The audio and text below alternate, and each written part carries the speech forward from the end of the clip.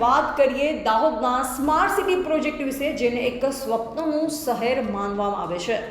મુખ્યમંત્રી કાળથી લઈ વર્તમાન વડાપ્રધાન કાળ સુધી દાહોદ પર ખાસ ધ્યાન છે અને આ શહેર પ્રત્યે આકર્ષણ ખૂબ ગાઢ છે. પરંતુ આજે અમે તમને બતાવીશું એક વોર્ડની વાસ્તવિકતા, જ્યાં વર્ષોથી મૂળભૂત સુવિધાઓની અછત છે. અનેક અરજીઓ છતાં કોઈ જ ઉકેલ આવ્યો નથી. દાહોદના વોર્ડ નંબર 8 સૈફી મોહલ્લા સૈફી મસ્જિદની આસપાસના વિસ્તારમાં વર્ષોથી સડક નથી. વોર્ડના લોકોએ નગરપાલિકાના સેંકડો વખત અરજીઓને વિનંતીઓ કરી છે, પરંતુ આ વિસ્તારમાં સુવિધાઓ મળતી નથી અને મુશ્કેલીઓ વધી રહી છે. આ વોર્ડના લોકો ખૂબ જ નિષ્ઠાવાન છે, પરંતુ તેમની અપેક્ષાઓ પૂરી થતી નથી. નગરપાલિકા ચૂંટણીમાં પણ આ વિસ્તારના મતદારોએ ભારે બહુમતીથી સમર્થન આપ્યું હતું. ભલે ઉમેદવાર અજાણ્યા હોય તેમ છતાં આજે પણ સડકની સમસ્યા અટકી પડી છે.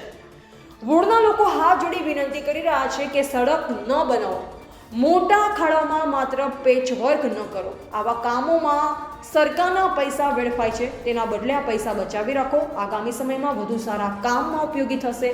દેશ આર્થિક પડકારનો સામનો કરી રહ્યો છે, તો આ વિસ્તારમાં બિનજરૂરી ખર્ચ ન કરો. ચિંતા ન કરો, આ વોર્ડમાં લોકો હંમેશા સમર્થન આપતા રહેશે. તેઓ સુવિધાની અપેક્ષા રાખે છે, પરંતુ મુશ્કેલીઓમાં પણ સહન કરી લે છે. પહેલા આ વિડીયો જુઓ. દાહોદ શહેરમાં પાણીની તંગી છે. એક દિવસ છોડી એક દિવસ પીવાનું પાણી મળે છે. આ વિડીયો સવારે 5 વાગ્યાનો છે. સડક પર પીવાનું પાણી વહી રહ્યું છે. પાઇપલાઇન તૂટી ગઈ છે. નાળીઓમાં પીવાનું પાણી વહી રહે છે અને નાળીઓનું ગંદુ પાણી ઘરોમાં પહોંચે છે. આ વહેતું પાણી ભૂગર્ભ ગટરમાંથી સડક પર આવે છે અને તે અટકતું નથી. આ સમસ્યા અંગે પાણી સપ્લાય અધિકારીને અનેકો વખત ફરિયાદ કરવામાં આવી છે, પરંતુ કોઈ જ કાર્યવાહી થતી નથી. આજે વોર્ડના લોકો ઈચ્છે છે કે સડક બનાવવાના બદલે આ પાણીને વેડફાઈથી રોકો.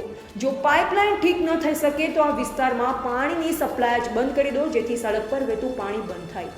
સુવિધાઓ તો મળી નથી તો એક વધુ મુશ્કેલી આપો. લોકો સહન કરી લેશે, કારણ કે તેઓ મુશ્કેલીમાં રહેવા માટે આદી થઈ ગયા છે, પરંતુ તેમની નિષ્ઠા અલગ છે. આ વાસ્તવિકતા બતાવે છે કે સ્માર્ટ સિટીના નામે મોટો પ્રોજેક્ટ થાય છે, પરંતુ સામાન્ય લોકોની રોજિંદી સમસ્યાઓ જેમ કે સડક અને પાણી હજુ અટકી પડે છે. તમારો વિચારો કમેન્ટમાં જરૂર શેર કરો. DTV ન્યૂઝને સબસ્ક્રાઇબ કરો અને બેલ આઇકન દબાવો, જેથી નવા અપડેટ્સ મળતા રહે. રહો અપડેટેડ.